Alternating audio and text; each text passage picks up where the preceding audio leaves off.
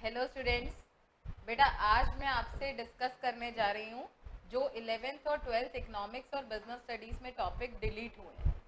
तो कल तो कई बच्चों ने काफ़ी पार्टी करी होगी कि मैम अब तो सिलेबस काफ़ी हल्का हो गया है, तो मज़े से ये साल अच्छे से काटेंगे। वैसे ही ऑनलाइन क्लासेस चल रही हैं, स्कूल में वैसे ही कोई पढ़ाई नहीं हो रही है। ठीक है, तो अब मैं थोड़ा सा आपको बैड न्यूज़ देना चाहती हूँ। बैड न्यूज़ ये है कि जो इकोनॉमिक्स के रिगार्डिंग जो फैल रहा है कि भाई 30% सिलेबस डिलीट हुआ है, तो ऐसा कुछ नहीं है बेटा। ठीक है, मैं टॉपिक के अकॉर्डिंग आपके साथ एक एक टॉपिक लेके हम अभी इसके बारे में प्रॉपर डिस्कशन करते हैं। तो 30% क्यों कहा है कि डिलीट है इकोनॉमिक्स में, वो तो मुझे कुछ समझ नहीं आया। 11th वाले स्टूडेंट्स को काफ़ी राहत मिली है सिलेबस के अंदर, बट अकॉर्डिंग टू मी मेरे को नहीं लगता कि 12th वाले स्टूडेंट्स को इकोनॉमिक्स में कोई भी राहत मिली है। ठीक है, तो चलो अब स्टार्ट करते हैं एक एक करके टॉपिक्स हम डिस्कस करते हैं जो जो डिलीट हुए हैं उनके बारे में। तो बेटा सबसे पहला इकोनॉमिक्स, आपको पता है 80 मार्क्स का आपका पेपर होता है, दो क्वेश्चन है आपके पास, मैक्रो एंड इंडियन इको। तो इंट्रोडक्टरी मैक्रो इकोनॉमिक्स के अंदर आपके पास सबसे पहली चीज आती है money and banking. Money and banking unit बेटा आपका 6 मार्क्स का है बोर्ड के अकॉर्डिंग। ठीक है, इसमें से ये कह रहा है कि controller of credit through bank rate, CRR, SLR, repo rate, reverse repo rate, open market operation, margin requirement, ये सारी चीजें डिलीट हुई। बट अगर मैं आपको बताऊं ना बेटा, तो मनी एंड बैंकिंग में ये आरबीआई के फंक्शंस में से आरबीआई का एक फंक्शन था as a controller of credit and money supply, कि आरबीआई मनी सप्लाई को कैसे कंट्रोल करता है। तो मेरे अकॉर्डिंग बाकी सारे फंक्शन तो आप कर ही रही हो, फंक्शन का एक पार्ट आपका डिलीट हुआ है। और अगर मैं इसको फर्दर और डिटेल में बताऊं ना बेटा, तो यही पार्ट आप आगे के चैप्टर में पढ़ोगे, इनकम और एम्प्लॉयमेंट, जो 12th इकोनॉमिक्स का सबसे मोस्ट इंपॉर्टेंट और सबसे ज्यादा वेटेज रखता है मैक्रो इकोनॉमिक्स के अंदर, इनकम एंड एम्प्लॉयमेंट। तो इसका मतलब क्या है भाई, इन्होंने मनी एंड बैंकिंग में से ये टॉपिक यहां से तो हटा दिया, चलो नहीं आ रहा, बच्चे खुश हो गए। ठीक है, अब यही टॉपिक इनकम और एम्प्लॉयमेंट में फिर से पढ़ने को मिलेगा। यानी ये टॉपिक जो है ना बेटा आपका इकोनॉमिक्स में 2 बार था, तो एक साइड से हटा दिया, एक साइड तो से तो है, तो किस चीज की खुशी मना रहे हो भाई? कोई खुशी नहीं है। ठीक है, चलो आगे बात करते बैलेंस ऑफ पेमेंट। ये टॉपिक भी बेटा हमारा 6 मार्क का है। तो अब ये मुझे कह रहा है कि बीओपी में से सिर्फ डेफिसिट, बीओपी डेफिसिट का मीनिंग हटा है। यार पूरा बीओपी तो पढ़ना है। ठीक है, what is balance of payment सब पढ़ना है, साइड पढ़नी है, हर चीज पढ़ना है। तो ये एक पोर्शन हटाने का क्या लॉजिक है? अगर ये आप पोर्शन भी पढ़ लोगे, पढ़ना तो बेटा आपको इसके बारे में समझना ही पड़ेगा, क्योंकि अगर आप डेफिसिट का मीनिंग नहीं समझते तो आपको बीओपी का कॉन्टेक्ट, पूरा कॉन्सेप्ट ही समझ नहीं आएगा कि बैलेंस ऑफ पेमेंट है क्या। ठीक है, तो ये आपकी नॉलेज के लिए डेफिसिट तो बहुत जरूरी है। सरप्लस के बारे में इन्होंने कुछ कहा नहीं, तो जब सरप्लस हम पढ़ेंगे तो डेफिसिट भी तो पढ़ना ही पड़ेगा। ठीक है, तो मेरे अकॉर्डिंग इसका कोई यूज नहीं है, जो ये चीज आपकी डिलीट हुई है। दूसरी चीज है determination of exchange rate in free market economy. चलो इसमें थोड़ी आपको राहत है, क्योंकि ये एक अच्छा कॉन्सेप्ट था जो बैलेंस ऑफ पेमेंट और फॉरेन एक्सचेंज के अंदर आता था। ठीक है, बेसिकली ये कॉन्सेप्ट जो था ये फॉरेन एक्सचेंज का कॉन्सेप्ट था। तो ये चीज थोड़ी सी सिर्फ डिटर्मिनेशन मेरे अकॉर्डिंग डिलीट हुई है।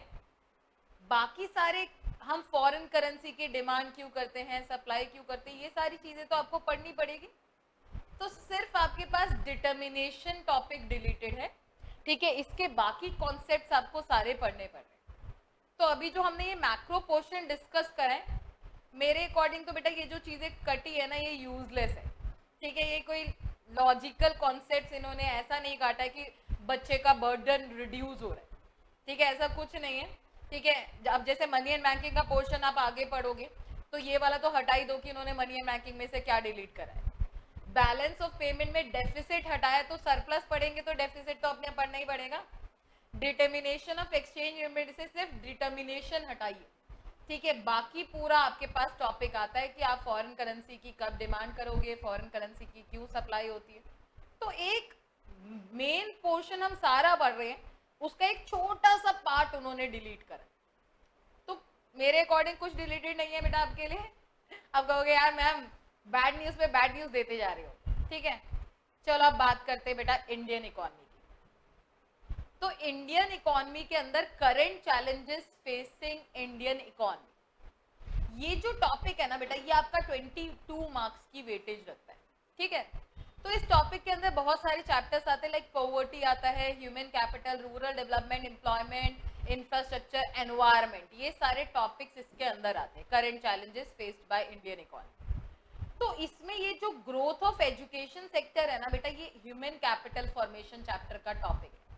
और आप लोगों को पता है कि हम क्लास में ह्यूमन कैपिटल फॉर्मेशन पढ़ चुके हैं, तो आपको ये भी याद होगा कि मैम ने तो ये पहले ही नहीं कराया है, क्योंकि ग्रोथ ऑफ एजुकेशन सेक्टर ना बेटा एक बेसिकली ये डेटा बेस्ड टॉपिक है कि भाई इतने सालों में गवर्नमेंट ने एजुकेशन में क्या प्रोग्रेस करी।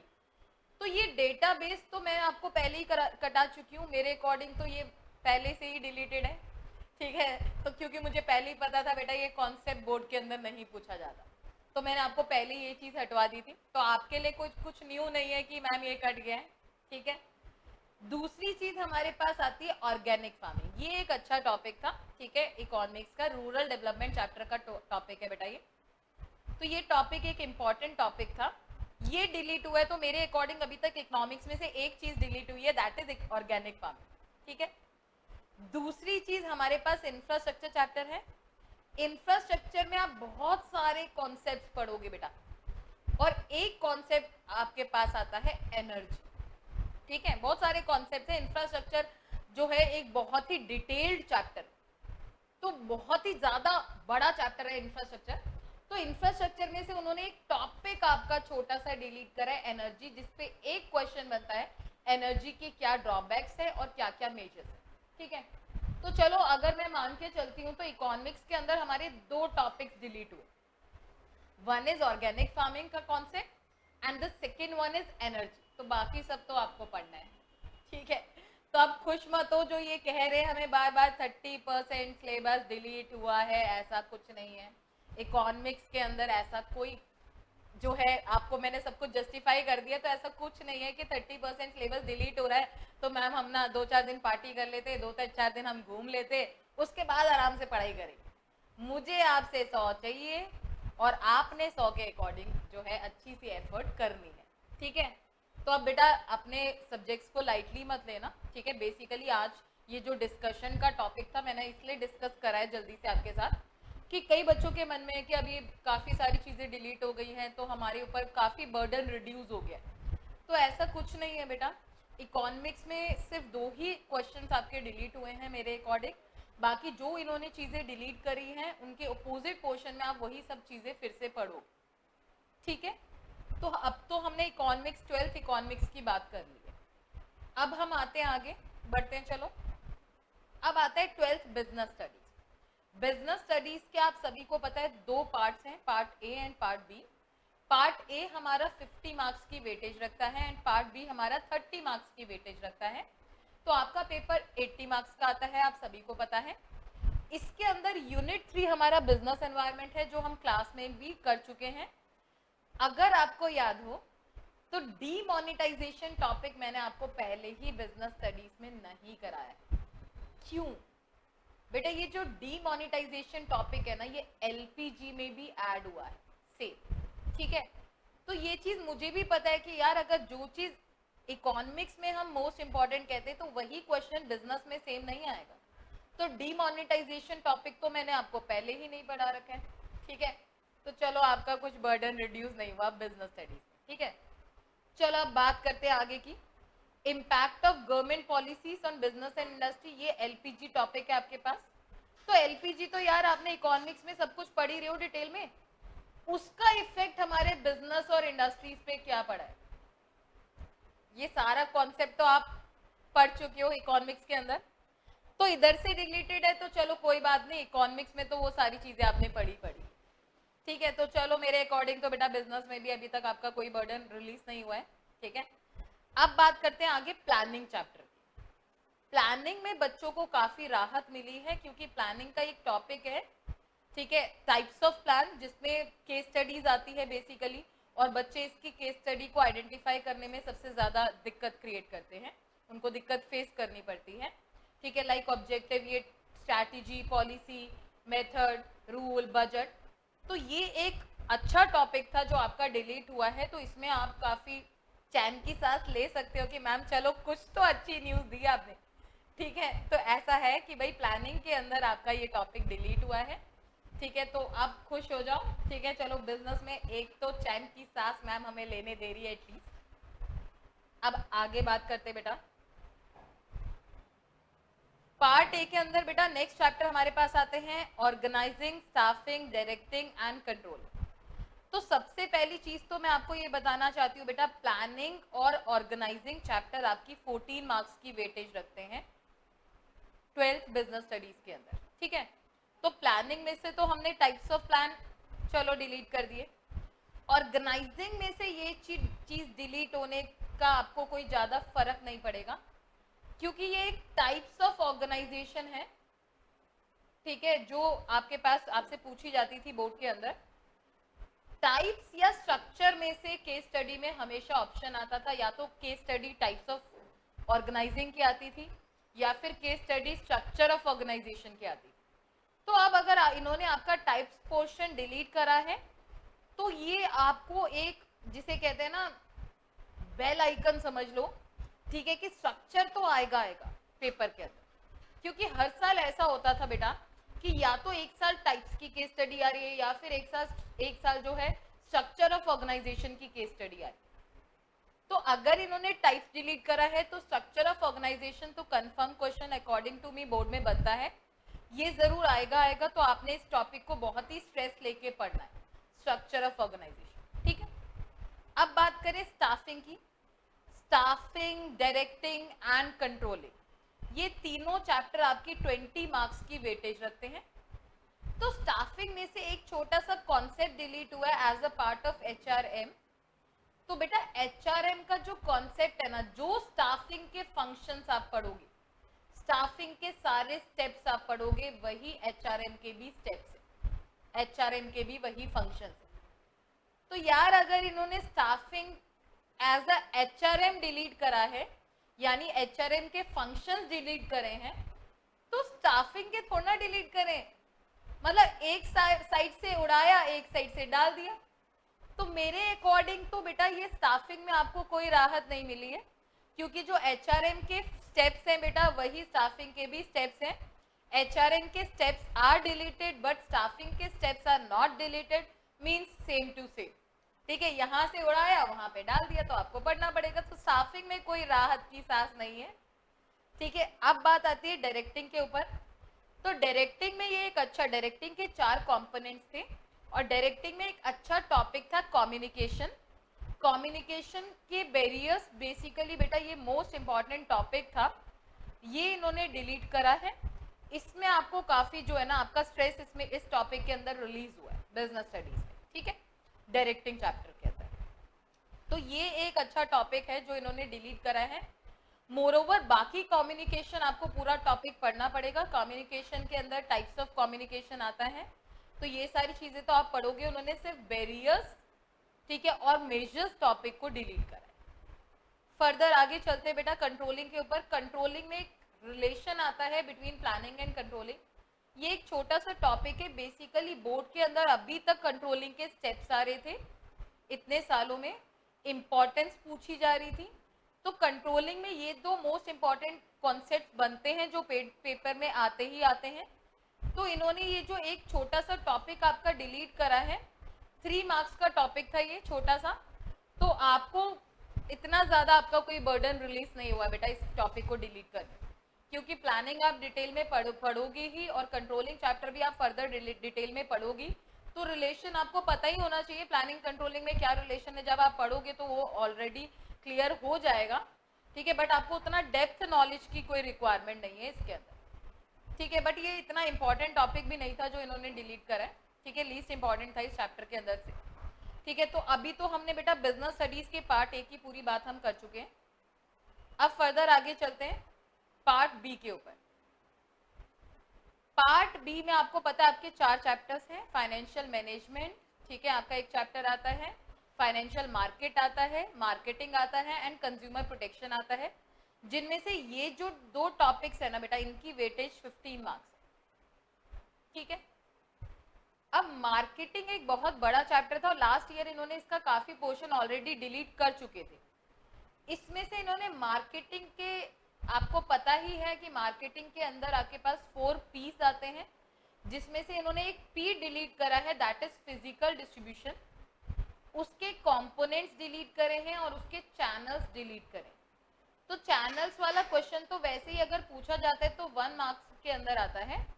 कंपोनेंट्स एक मेन टॉपिक था, वो उन्होंने डिलीट करा है। तो चलो इसमें थोड़ा सा बेटर है, ठीक है, कि एक कंपोनेंट टॉपिक आपके लिए डिलीट हुआ है। आगे बढ़ते हैं कंज्यूमर प्रोटेक्शन। तो कंज्यूमर प्रोटेक्शन की इंपॉर्टेंस बहुत ज्यादा इंपॉर्टेंट नहीं थी। बोर्ड के अंदर ज्यादातर राइट्स आते हैं, रिस्पॉन्सिबिलिटीज आती हैं कंज्यूमर की, ठीक है। तो चलो कंज्यूमर प्रोटेक्शन की इंपॉर्टेंस डिलीट करिए तो थोड़ा आपका स्ट्रेस रिलीज हुआ इस केस में। रोल ऑफ एनजीओ जो था ना बेटा, ये एक अच्छा टॉपिक था, एक मेजर टॉपिक था जो इंपॉर्टेंट भी था, ठीक है। तो रोल ऑफ एनजीओ का कॉन्सेप्ट जो है कंज्यूमर प्रोटेक्शन से डिलीट हुआ है। तो अगर हम अभी कंपेयर कर रहे थे कि 30% डिलीट हुआ है, तो इकोनॉमिक्स में तो मैंने आपको बता दिया कि बेटा आपके लिए सिर्फ 2 ही क्वेश्चंस डिलीट हुए हैं। 30% ये क्यों कह रहे हैं वो मुझे खुद भी समझ नहीं आ रहा है। आप पढ़ोगे तो आपको खुद भी समझ नहीं आएगा, कहीं कहोगे मैम हम ना सीबीएसई के खिलाफ केस करते, यार इन्होंने तो क्या बना दिया हम लोगों के साथ, ठीक है। ऐसी बेटा बिजनेस स्टडीज में थोड़े से टॉपिक्स डिलीटेड है, बट कुछ टॉपिक तो ऐसे थे जो मैंने आपको पहले ही मना कर दिया, यार मत करना, ये नहीं आते बोर्ड के अंदर। तो बेसिकली लीस्ट इंपॉर्टेंट टॉपिक्स को ही इन्होंने डिलीट करा है। 2-3 क्वेश्चंस थे, लाइक डायरेक्टिंग में कम्युनिकेशन का बैरियर, वो बोर्ड में पूछा जाता था। कंज्यूमर प्रोटेक्शन में रोल ऑफ एनजीओ, ये पूछा जाता था।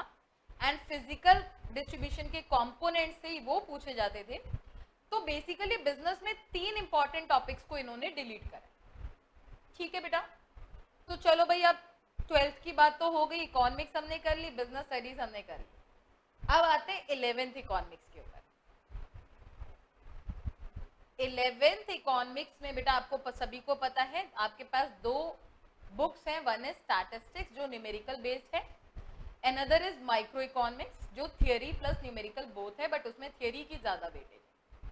तो स्टैटिस्टिक्स के अंदर इन्होंने स्टैटिस्टिकल टूल्स जो आपका कॉन्सेप्ट है, ठीक है, पूरा एक यूनिट है, इसके अंदर इन्होंने कुछ चीजें डिलीट करी हैं। लाइक स्टैटिस्टिकल टूल्स के अंदर एक चैप्टर आता है मेजर्स ऑफ डिस्पर्शन, उनमें से उन्होंने रेंज टॉपिक को डिलीट करा। रेंज तो सबसे इजी था, बच्चों को इसके फ्री के मार्क्स इसमें मिल जाते थे, छोटा सा फॉर्मूला था बस, ठीक है, उसको पुट करना था। तो ये क्यों डिलीट करा मुझे समझ नहीं आया। ये स्कोरिंग था आपके लिए, कोटाइल्स आपके लिए बहुत स्कोरिंग थे।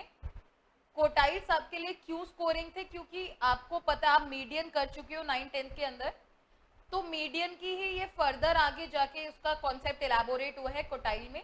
तो ये भी एक स्कोरिंग टॉपिक था, ठीक है, जिसमें आप बहुत अच्छा स्कोर कर सकते थे। इन्होंने इस टॉपिक को डिलीट करा है।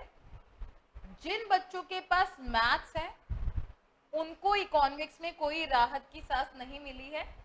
क्यों? क्योंकि मीन डेविएशन अगर वो यहाँ पे नहीं कर रहे हैं तो वो मैथ्स में जरूर करेंगे, ठीक है। तो उनके लिए, बाकी जिनके पास मैथ्स नहीं है तो उनका थोड़ा स्ट्रेस रिलीज हुआ है, क्योंकि मीन डेविएशन टॉपिक को इन्होंने डिलीट करा है, कोएफिशिएंट्स को डिलीट करा है, ठीक है। तो ये मतलब बेसिकली बेटा जैसे हम कहते थे कि स्टैटिस्टिक्स में टीचर आपके मार्क्स नहीं काट सकती, क्योंकि स्टैटिस्टिक्स पूरा न्यूमेरिकल पोर्शन है। आपको पता है 11th आप अपने स्कूल के अकॉर्डिंग चलते हो, क्योंकि स्कूल की टीचर्स के हाथ में आपको मार्क्स देना। तो थियोरी में ये होता है बेटा कि हम जितना भी लिख दें तो टीचर कहीं ना कहीं कोई ना कोई कमी जरूर निकाल देती है कि बच्चा 12th के लिए ओवर कॉन्फिडेंट ना हो जाए, ठीक है। तो मेन हमारा भी स्ट्रेस इस चीज पे रहता है कि आपके न्यूमेरिकल टिप्स पे रहे, ठीक है, क्योंकि न्यूमेरिकल्स बहुत स्कोरिंग है। अगर आपका न्यूमेरिकल बिल्कुल सही है, एग्जैक्ट आंसर है, तो टीचर उसमें कोई किसी भी ट्रिक के थ्रू आपके मार्क्स डिडक्ट नहीं कर सकती, ठीक है। तो मेरे अकॉर्डिंग जो इन्होंने ये टॉपिक डिलीट करा है ये बहुत ही स्कोरिंग टॉपिक था आपके लिए, ठीक है। चलो कोई बात नहीं, हम डिलीटेड है, ठीक है। आगे बात करते हैं कोरिलेशन। कोरिलेशन में एक क्वेश्चन 6 मार्कर आता है पेपर के अंदर फाइनल। तो कोरिलेशन निकालने के दो मेथड्स आप पढ़ोगे आगे जाके, एक कार्ल पियर्सन कोरिलेशन होता है एंड एक स्पियर्समैन रैंक कोरिलेशन होता है। तो बेसिकली कोरिलेशन को हम दो मेथड से फाइंड आउट करते हैं, कार्ल पियर्सन एंड स्पियर्समैन। स्पियर्समैन का टॉपिक इन्होंने डिलीट करा है, यानी ये आपके लिए जो है पक्की कंफर्मेशन है कि पेपर के अंदर आपका कार्ल पियर्सन आना ही आना है 6 मार्क्स के अंदर। तो ये तो बेटा बांध के लिख लो अब कि भाई कोरिलेशन में से कार्ल पियर्सन टॉपिक 6 नंबर, क्योंकि लास्ट ईयर तक जब मैं पढ़ाती थी तो मैं बच्चों को कहती थी या तो कार्ल पियर्सन आएगा या स्पियर्समैन आएगा। तो स्पियर्समैन उन्होंने हटा दिया, मीन्स ये आपके लिए बहुत अच्छी बात है, गुड न्यूज है 11th के स्टूडेंट्स के लिए कि अब उनको पता चल गया है कि कोरिलेशन में टीचर कौन सा क्वेश्चन डालेगी, that is called Karl Pearson correlation. तो अब ये मत कहना यार मैम आप तो पेपर ही लीक कर रहे हो, ठीक है। चलो आगे बढ़ते हैं इंडेक्स नंबर पे। इंडेक्स नंबर में इन्होंने डिलीट करा है इंडेक्स ऑफ इंडस्ट्रियल प्रोडक्शन। तो ये टॉपिक मैं पहले से ही बच्चों को नहीं कराती क्योंकि ये लीस्ट इंपॉर्टेंट टॉपिक है, ठीक है, और ये पेपर में वैसे भी नहीं आता है, ठीक है। तो इंडेक्स नंबर में कोई आपको जो है आपका स्ट्रेस रिलीज नहीं हुआ है, ठीक है, क्योंकि आपको जो है बाकी पूरा इंडेक्स नंबर पढ़ना है और ये तो ऑलरेडी मैं वैसे ही नहीं कराती, ठीक है, इंडेक्स ऑफ इंडस्ट्रियल प्रोडक्शन। चलो अब ये तो हमने स्टैटिस्टिक्स के एक यूनिट की बात कर ली, अब आगे बढ़ते हैं माइक्रो इकोनॉमिक्स के ऊपर। माइक्रो आपको पता है 40 मार्क्स की वेटेज रखता है बेटा। तो माइक्रो में से ये कह रहे हैं कि इंट्रोडक्शन जो यूनिट है आपकी उसमें से पीपीसी का कॉन्सेप्ट इन्होंने डिलीट करा है। PPC is an important concept, PPC एक बहुत अच्छा इंपॉर्टेंट कॉन्सेप्ट था जो आपने स्कूल्स में भी काफी स्ट्रेस देके पढ़ लिया होगा और मेरे साथ भी आपने काफी स्ट्रेस देके इस टॉपिक को पढ़ा है।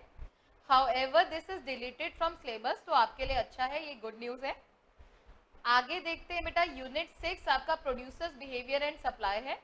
अगर इसकी बात करूं तो ये पूरा यूनिट आपका 13 मार्क्स की वेटेज रखता है। इनमें से इन्होंने एक टॉपिक प्रोड्यूसर इक्विलिब्रियम डिलीट करा है।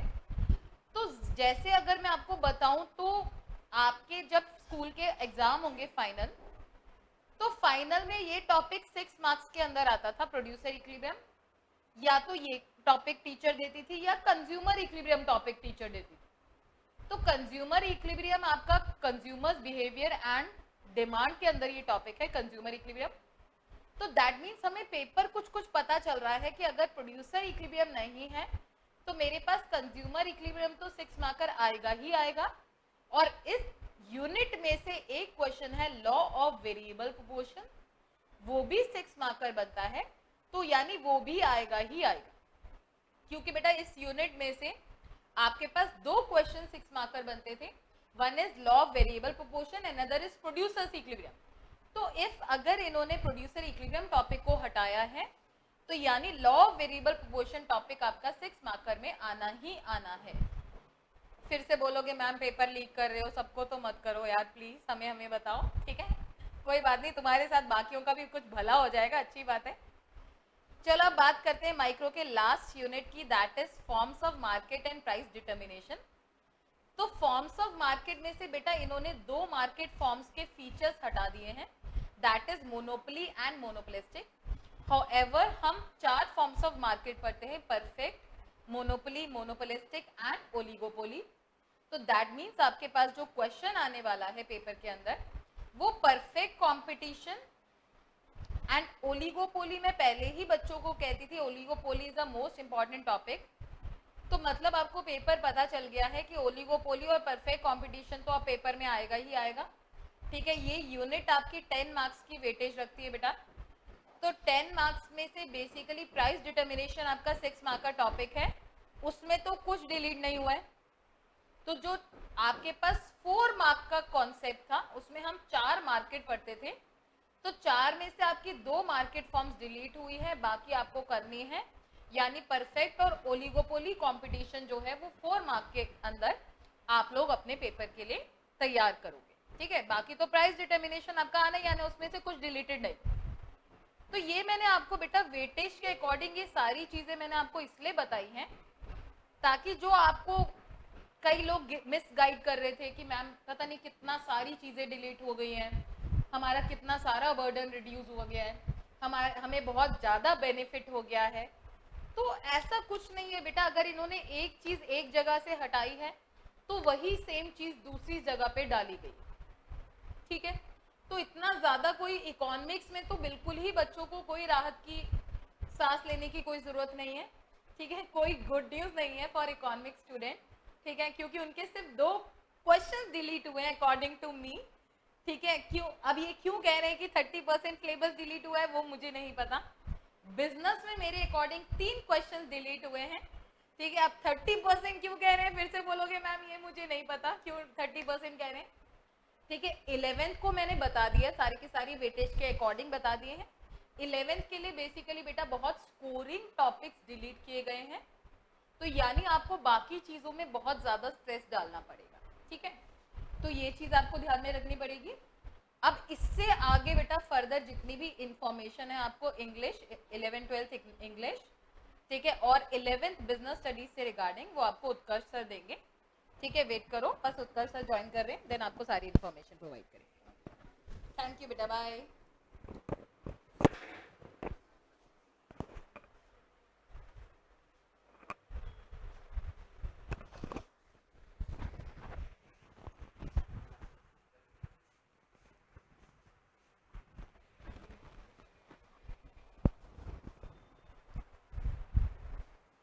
भाई हो गए सारे खुश, हो गया पेट खत्म है बेटा। खुश होने की जरूरत नहीं है, जहाँ सिलेबस कम हुआ है ना वहाँ कंपटीशन भी बढ़ गया सीट्स के ऊपर, ठीक है।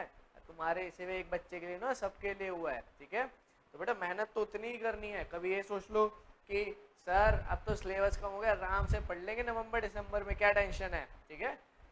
इस बात में क्या दिक्कत है, नवंबर दिसंबर में पढ़ लेंगे आराम से, कोई दिक्कत थोड़ी है सर, अपना आराम से। बेटा वही गलती नहीं करनी, ठीक है, कि सिर्फ एक बच्चे के लिए सिलेबस कम नहीं हुआ, सबके लिए सिलेबस कम हुआ है, ठीक है।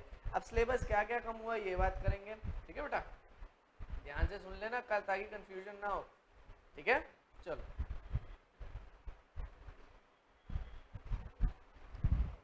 ठीक है बेटा, इंग्लिश 12th में, ठीक है बेटा, हमारा क्या हुआ, नोट मेकिंग जो आती थी हमारी, नोट मेकिंग जो सेक्शन ए में थी, ठीक है, हमारा अनसीन पैसेज के साथ सेकंड क्वेश्चन होता था नोट मेकिंग। अब बेटा नोट मेकिंग नहीं आएगी, ठीक है, नोट मेकिंग हट चुकी है, ठीक है। ये नुकसान हुआ है बेटा, क्योंकि नोट मेकिंग के सिर्फ फॉर्मेट के मार्क्स होते थे। अब देखो दूसरा क्वेश्चन क्या आएगा, अनसीन पैसेज। अब भाई उसका आंसर है तो सही है गलत, बस कहानी खत्म। तो वो बेटा ये दिक्कत वाली बात होगी, क्योंकि नोट मेकिंग का टीचर देखती थी फॉर्मेट सही बनाया बच्चे ने, कंटेंट कई बार पढ़ती थी कई बार नहीं पढ़ती थी, क्योंकि बहुत सारे पेपर होते थे, तो अब दिक्कत वाली बात होगी है बेटा, ठीक है, ठीक है। अब ये इशू वाली बात होगी बहुत ज्यादा। लिटरेचर में पोएट्स एंड पैनकेक्स, आहा ये थोड़ा सा कंफ्यूजिंग चैप्टर, ये हट गया, ये थोड़ा मजेदार हुआ। इंटरव्यू आसान चैप्टर था, ठीक है, ये थोड़ा नुकसान हो गया। गोइंग प्लेसेस आसान चैप्टर था, ये भी नुकसान हो गया बेटा, ठीक है। फ्लेमिंगो में से हमारा पोएट्स एंड पैनकेक्स कट गया, ये मजेदार हुआ कि पोएट्स एंड पैनकेक्स कट गया। लेकिन दिक्कत वाली बात क्या होगी, इंटरव्यू और गोइंग प्लेसेस की, ये दोनों बहुत आसान चैप्टर थे बेटा, ठीक है, मतलब इतने आसान थे तो मेरी स्टोरी फटाफट क्लियर होती, क्वेश्चन आंसर जल्दी आ जाते। अ रोड साइड स्टैंड पोएम हट चुकी है, बहुत बड़ी पोएम थी बेटा, ये पिछले साल ही आई थी ये पोएम, लेकिन इस साल हट चुकी है, ठीक है, मतलब पिछले से पिछले साल, ठीक है, ये नहीं थी पोएम, ठीक है, प्रीवियस ईयर में आई थी, बट इस साल इन्होंने फिर हटा दी है, ठीक है। चलो ये अच्छी बात हुई, दो अच्छी चीज हुई, पोएट्स एंड पैनकेक्स और रोड साइड स्टैंड। बाकी बेटा बुरा हो गया टाइगर किंग, मैं तो बेटा टाइगर किंग भी बहुत स्कोरिंग चैप्टर था बेटा। टाइगर किंग से 6 मार्क का क्वेश्चन आ जाए तो तुम आसानी से उसको आंसर कर सकते हो, कोई दिक्कत नहीं आती। लेकिन भाई ये भी हमारा थोड़ा नुकसान हो गया, यहाँ पे लॉस हो गया। Journey to the end of the earth, ये मजेदार काम हो गया बेटा। जर्नी का क्या है, जर्नी हिस्ट्री है पूरी, ठीक है। अब तुम्हें पता है एसएसटी तो तुम्हें लोगों को पसंद ही नहीं है शुरू से, सर हमने कॉमर्स हिस्ट्री तो लिया है, आप वरना आर्ट्स ना ले लेते, हिस्ट्री पढ़नी होती। तो बेटा ये मजेदार चीज होगी यहाँ पे, ठीक है। और मेमोरीज ऑफ चाइल्डहुड, ये भी बेटा स्कोरिंग चैप्टर था, 2 स्टोरीज थी इसके अंदर, ये बहुत ज्यादा लास्ट चैप्टर है तुम्हारा विस्तास का, बहुत ज्यादा स्कोरिंग चैप्टर था, बहुत आसान था, वैल्यू बेस्ड क्वेश्चन पक्का ही पक्का आता था इसमें से। अब ये भी यहाँ पे बेटा तुम्हारा लॉस हो गया, तो खुश होने की जरूरत नहीं है, ठीक है। और बेटा हमारा राइटिंग स्किल्स में क्या क्या डिडक्ट हो गए, नोट मेकिंग हो गई, वो मैं बता चुका। पोस्टर, अब ये मजेदार चीज, जैसे मेरी ड्राइंग ना अच्छी नहीं होती थी, ठीक है, ट्वेल्थ में, तो मुझे पोस्टर से बड़ा डर लगता था, अरे यार मेरी ड्राइंग अच्छी नहीं है। तो जिसकी ड्राइंग अच्छी नहीं थी उसके लिए तो मजा आ गया, जिसकी ड्राइंग अच्छी थी भाई तुम्हारा हो गया लॉस। ठीक है, बिजनेस लेटर्स जो आते थे बेटा, inquiry letter, letter to inquiry, वो हट गया बेटा। कंप्लेंट लेटर हट चुका है तुम्हारा, ऑर्डर हट चुका है, रिप्लाई, ठीक है, लेटर टू रिप्लाई भी हट चुका है। तो अब तुम्हारा क्या आएगा, job application, letter to editor, letter to SHO. ठीक है, 3 तुम्हारे लेटर रह गए, लेकिन ये बेटा लॉस हो गया हमारा। क्यों? लेटर टू एडिटर तुम शुरू से करते आ रहे हो, अब उसमें थॉट्स लगते हैं, ठीक है, तो उसमें तुम्हें दिमाग चलाना पड़ेगा। जॉब एप्लीकेशन थोड़ा लेंथी है, लेटर टू एसएचओ भी एक टॉपिक पे आएगा, तो वो भी उसमें तुम्हारा ब्रेन को यूज करना पड़ेगा इस टॉपिक पे। जैसे हरासमेंट, ठीक है, harassment which is going in our society, उस पे तुमने लेटर लिखना है एसएचओ को। तो भाई अब सोचोगे, अब ऑर्डर में क्या होता था, फॉर्मेट सेम था, फर्स्ट में वी वांट टू, ठीक है, we want to bulk order from your shop, ठीक है, स्पोर्ट्स आइटम्स ये सब कर दिया, फिर बॉक्स बना दिया, फिर these items must reach properly before this date, तो वो याद हो जाता था तुम बच्चों को, इसी फॉर्मेट में चलना है। लेकिन यहाँ पे तुम्हारा क्या हो गया, नुकसान हो गया बेटा। स्पीच अब 10 मार्क्स में, लेटर 6 मार्क्स का आता था बेटा, पोस्टर 4 मार्क्स का, अब 10 मार्क्स में स्पीच और डिबेट हट गए बेटा। स्पीच भी स्कोरिंग होती थी, क्योंकि स्पीच में आप किसी भी फॉर्म में लिख सकते थे बेटा, ठीक है, किसी भी तरीके से लिख देते थे, जरूरी नहीं थी कि आपको उसी अलग अलग चीजों पे, मेन टॉपिक पे फोकस करना है। आप इसके अंदर कंटेंट थोड़ा अपनी मर्जी से भी डाल सकते थे, लेकिन अब आर्टिकल में जो पर्टिकुलर टॉपिक आएगा, ठीक है, उसी पे लिखना है। आर्टिकल और रिपोर्ट आएगी, और रिपोर्ट पता है हम सीधा किस में लिखते हैं, पास्ट टेंस में बेटा, किस में लिखते हैं, पास्ट टेंस में। तो भाई ये भी अब थोड़ा नुकसान वाली बात है, क्योंकि अब एक आर्टिकल आएगा, एक रिपोर्ट आएगा, ऑप्शन बचेगा नहीं हमारे पास। तो बेटा यहाँ पे हमें थोड़ी दिक्कत होने वाली है, ठीक है, इंग्लिश में। ठीक है बेटा, चलो इंग्लिश वाले 12th बच्चों का हो गया, लेकिन बेटा डरने की बिल्कुल जरूरत नहीं है, ठीक है, और ईज लेने की भी जरूरत नहीं है कि तुम ले लो, अरे सर अब तो मजा आ गया। कोई मजा नहीं आया बेटा, कंपटीशन बढ़ चुका है, सिलेबस खत्म हुआ है, तो इसका मतलब कंपटीशन भी इंक्रीज हो गया है। सिलेबस कम हो गया तो इसको इजी में मत लेना। तुम क्या करोगे, सर नवंबर दिसंबर में कर लेंगे, पढ़ लेंगे, क्या दिक्कत है, या सर नवंबर तक पढ़ लेते हुए छोड़ देंगे। बेटा तुम्हारी ऐसी वाट लगेगी ना, इतना मुश्किल पेपर आएगा, तुम्हारे छोड़ेंगे नहीं तुम्हें सीबीएसई वाले, वो कहेंगे तुम मजा लो कोरोना का, हम तुमसे मजा लेंगे, जब कोरोना की वैक्सीन आ जाएगी तो वो बेटा पढ़ लेना, ठीक है। और क्योंकि तुम्हारे बेटा इसमें कॉलेज है, अच्छे कॉलेज में जाना है, तो भाई क्या करना पड़ेगा, पढ़ना पड़ेगा 12th। ऐसे थोड़ी, अगर अच्छी लड़की चाहिए, अच्छे लड़के चाहिए, आराम से घूमना फिरना, कैफे में बैठना, हुक्का वगैरह पीना, तो भाई तुम्हें इतना तो पढ़ना पड़ेगा। हुक्का मत पीना, कहीं पीने बैठ जाओ, गलत बात है, मुंह सड़ जाएगा। चलो बिजनेस स्टडीज में बेटा, ठीक है, 11th बिजनेस स्टडीज में फॉर्म ऑफ बिजनेस ऑर्गेनाइजेशन में जो हमारा सेकंड चैप्टर है बेटा, उसमें choice of business organisation, choice of form of, आसान टॉपिक था, ईज टॉपिक था, पता नहीं क्यों हटाया, और इम्पोर्टेंट भी था, ठीक है, लेकिन कोई दिक्कत वाली बात नहीं है, ठीक है, चलो हट गया। लेकिन ये छोटा सा टॉपिक था बेटा, 5 मार्क्स का ये टॉपिक था, ठीक है, 5 इसके अंदर हेड्स थे, ज्यादा नहीं थे। फिर आता बेटा पब्लिक प्राइवेट पार्टनरशिप में जॉइंट वेंचर, बहुत इंटरेस्टिंग टॉपिक था, आगे बहुत काम आता है बीकॉम में, बीबीए में, पता नहीं क्यों हटा दिया। Public private partnership triple P, ये भी मजेदार टॉपिक था, समझने में मजा आता था, ये भी हटा दिया, ठीक है, ठीक है। तो ये बेटा गलत हो रही है चीजें, कुछ चीजें अच्छी भी हो रही हैं। अब बिजनेस सर्विसेज में क्या क्या था बेटा, मेल था, रजिस्टर पोस्ट था, पार्सल था, स्पीड पोस्ट था, जो तुम्हारी डेली लाइफ में वो काम आती हैं, वो भी हटा दिया। तो बेटा ये कहीं ना कहीं तुम्हें जो डेली लाइफ में चीजें चाहिए थी या आगे काम आती है, वो हटा दी, तो वो थोड़ा मुझे अच्छा नहीं लगा, ठीक है, कि बच्चे को अपनी प्रैक्टिकल लाइफ में भी चीजें आनी चाहिए ना, वही तुमने हटा दी। तो वो चलो कोई बात नहीं, सीबीएसई ने जो डिसीजन लिए it is a higher authority, तो बेटा उसके लिए क्या होगा, बिल्कुल सही डिसीजन, ठीक है। बीपीओ, बिजनेस प्रोसेस आउटसोर्सिंग, सुना है कभी, कॉल सेंटर वगैरह, ठीक है, जो अपना काम आउटसोर्स करते हैं, ठीक है, वो भी हटा दिया बेटा, ठीक है। थोड़ा ये इंटरेस्टिंग टॉपिक था, समझने में मजा आता था कि कैसे बाहर की कंपनीज या दूसरी कंपनी से एक कंपनी को काम देती है, क्या पैसा देती है, क्या कॉन्ट्रैक्ट देती है, ठीक है। सोशल रिस्पॉन्सिबिलिटी में business ethics, most important topics for further studies, ठीक है, कॉलेज में बहुत इंपॉर्टेंट टॉपिक है, ये भी हटा दिया। चलो कोई बात नहीं जो हट चुके हैं, लेकिन हमें ये दिमाग में रखना ही रखना है कि ये चीजें हट गई मतलब हमारी मौज नहीं आई, हमारी शामत आ गई है भाई, ठीक है। हमारे अब मुश्किल वक्त घड़ी स्टार्ट हो गई, जो आसान चीजें थी वो तो हटा दी, है और मुश्किल चीजें रख दी, तो भाई ये थोड़ी दिक्कत वाली बात है। ठीक है, चलो बेटा अब पार्ट बी में क्या क्या हटाया बेटा। ठीक है, सोर्स ऑफ बिजनेस फाइनेंस जो 7 चैप्टर है उसमें इंटर कॉर्पोरेट डिपॉजिट हटा दिया, 1 मार्क का टॉपिक था ये। ठीक है, तो कोई इतना मुश्किल टॉपिक नहीं हटाया। इंटरनल ट्रेड में रिटेल ट्रेड, इंटरनेट, ठीक है, small scale fix shop retailer, GST. अब जीएसटी तुम्हें पता है कितना काम है, तुम सीख जाते जीएसटी, आगे मुश्किल नहीं आती। पापा का जीएसटी पता लग जाता, अगर पापा कहते हैं बेटा ये जीएसटी कितना भरना है, तुम कहोगे पापा ये याद नहीं, तो कहेंगे हट न लायक। अब इसमें क्या होता है, तुम्हें पढ़ लेते तो तुम्हें पता लग जाता कि कितना जीएसटी भरना है, किस पे कितना भरना है। तुम्हें अवेयरनेस होती कि तुमसे कोई ज्यादा जीएसटी चार्ज करता, तुम बोलते हैं हाँ भाई पागल बनाएगा, तो वो भी ये क्या किया, तुम्हारे प्रैक्टिकल लाइफ से ये चीज छीन ली। ठीक है, तो जो इंटरेस्टिंग टॉपिक्स थे वो तो ले लिया यार बीएसटी में, तो ये बात थोड़ी सही नहीं, चलो कोई ना, लेकिन और भी चीजें इंटरेस्टिंग है, ये नहीं कह रहा पूरी बीएसटी इंटरेस्टिंग है, मजा आएगा पढ़ने में, लेकिन ये टॉपिक जो हट चुके हैं इसको निगलेक्ट मत करना। अपनी स्कूल की टीचर से पूछना कि मैम आप पक्का नहीं दोगे ना टॉपिक, कई बार क्योंकि 11th में बोर्ड नहीं है बेटा, टीचर के हिसाब अपने चलते हैं, तो टीचर कई बार पढ़ा देती है इंपॉर्टेंट समझ के, तो ये अपनी टीचर से कंफर्म भी करना। वैसे हाँ हायर अथॉरिटी ने अगर बोल दे तो टीचर नहीं पढ़ाएगी, बट ये इंपॉर्टेंट टॉपिक्स है। अगर मैं एज अ टीचर तो मैं जीएसटी जरूर पढ़ाता बेटा, क्योंकि तुम्हारे प्रैक्टिकल लाइफ में बहुत काम आता है तुम बच्चों के लिए। ठीक है बेटा, और 10th चैप्टर में चैप्टर ही उड़ा दिया। ठीक है, एक्सपोर्ट ट्रेड बहुत इंपॉर्टेंट था कि इंपोर्ट एक्सपोर्ट कैसे होता है, documents, letter of credit, shipping order, shipping bill, कि क्या क्या इंपोर्ट एक्सपोर्ट में हमें डॉक्यूमेंट्स चाहिए होते हैं। भाई अगर इंपोर्ट एक्सपोर्ट का बिजनेस करना है तो लीगल चीजें भी तो पता होनी चाहिए। ठीक है, ऐसे तो कोई तुम्हें पागल बनाया जाएगा।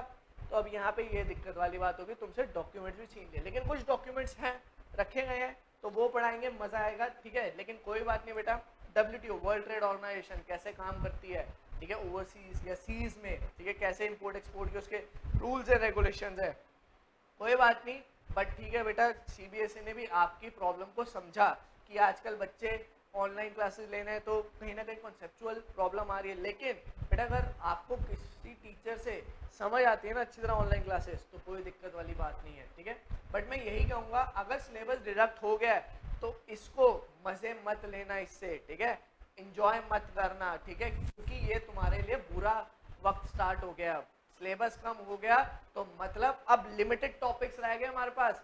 ठीक है, तो जिसकी वजह से क्या होगा, तो कहीं से भी क्वेश्चन उड़ के आ जाएगा तुम्हारा। तो भाई इसको इंजॉयमेंट मत करना, इंजॉयमेंट मत समझना भाई, मैं पहले ही कह रहा हूँ तुम लोगों को। ठीक है बेटा, चलो, और बाकी कोई भी फर्दर प्रॉब्लम हो, नंबर आ रहा है नीचे, ठीक है, फोन करके पूछ सकते हो। टाइमिंग्स क्या है, रात के 2 बजे तक। ठीक है, फिर मैं सो जाता हूँ रात के 2 बजे और सुबह 10 बजे उठता हूँ। ठीक है, तो उस टाइम में कोई फोन मत करना भाई। ठीक है, मैं फोन नहीं उठाऊंगा। बाकी कभी भी फोन करो, कोई क्वारी हो कमेंट में बता दो। ठीक है, फोन कर लो, कोई मनाही नहीं है। ठीक है बेटा, और चैनल को जरूर सब्सक्राइब कर देना। अगर तुम्हें और वीडियोस चाहिए कि हाँ हमें तो सर हमारी टीचरों ने बताया ही नहीं है, किसी ने बताया ही नहीं, तो भाई हम यहाँ बताएंगे जरूर तुम लोगों को। ठीक है, तो कर देना, घंटी भी बजा देना ताकि तुम्हारे दिमाग की घंटी खुल जाए। ठीक है, चलो बाय बाय। ठीक है, और कोई दिक्कत हो फोन कर लेना, कोई ऐसी टेंशन वाली बात नहीं है।